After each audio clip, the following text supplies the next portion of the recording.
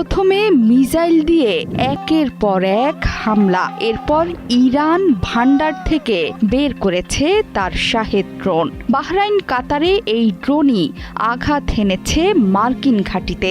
ইরানি missile আর ড্রোনের বহর থেকে ছোড়া বিস্ফোরকে দাউ দাউ করে চলছে পশ্চিমা ঘাঁটি। পুরো মধ্যপ্রাচ্যে সবচেয়ে বেশি বিপর্যয় দেখছে ইসরায়েল, কাতার আর বাহরাইন। এসব স্থানে উপর্যুপরি মিসাইল আর ড্রোনের তাণ্ডব চলছে। দীর্ঘমেয়াদী যুদ্ধে ইরান আগেই নিজেদের শক্তিশালী মিসাইল ফাত্তাহ খুররাম শহরের মতো মিসাইল খরচ করতে নারাজ। এর বাইরে ইরান চাইছে নিজেদের শক্তিশালী ড্রোনের বহর পাঠিয়ে ইসরায়েলকে উচিত শিক্ষা দিতে, যা এর মধ্যে করে ফেলেছে তেহরান। মনে করা হচ্ছে মধ্যপ্রাচ্যে মার্কিন ঘাঁটি থেকে শুরু করে ইসরায়েলে আঘাত হেনেছে শক্তিশালী শাহেদ ড্রোনের বিশাল বহর, আর আমিরাতে প্রাণ গেছে একজনের।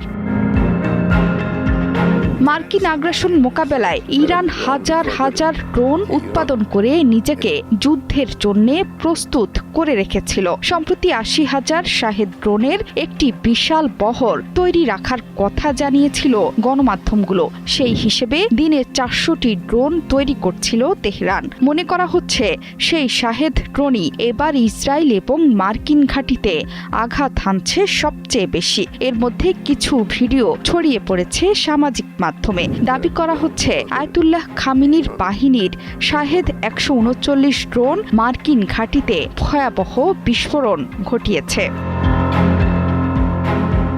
ইরানের বিভিন্ন গণমাধ্যম থেকে জানা গেছে, চিরশত্রু ইসরায়েল এবং ডোনাল্ড ট্রাম্পের বাহিনীর বাড়তি চাপ মোকাবেলায় হাজার হাজার ড্রোন তৈরি করেছে তেহরান। ড্রোনগুলো ইরানের বিভিন্ন স্থানে নিরাপত্তা বাহিনীর হাতেও তুলে দিয়েছিল খামেনির প্রশাসন। এগুলোতে আছে অত্যাধুনিক প্রযুক্তি। তাসনিম নিউজের এক প্রতিবেদনে বলা হয়েছিল, ড্রোনগুলো ইরানের বিভিন্ন স্থানে সরবরাহ করা হয়েছিল, ব্যবহার হয়েছে অত্যাধুনিক প্রযুক্তি।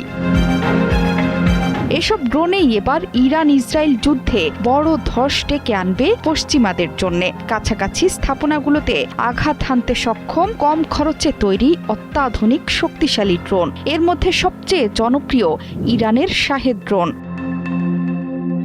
এর মধ্যে কাতারের আল উদেইদ বিমান ঘাঁটি, কুয়েতে আল সালেম বিমান ঘাঁটি, সংযুক্ত আরব আমিরাতে আল দারফা বিমান ঘাঁটি এবং বাহরাইনে যুক্তরাষ্ট্রের নৌবাহিনীর ৫ম ফ্লিটে হামলা চালিয়েছে ইরান।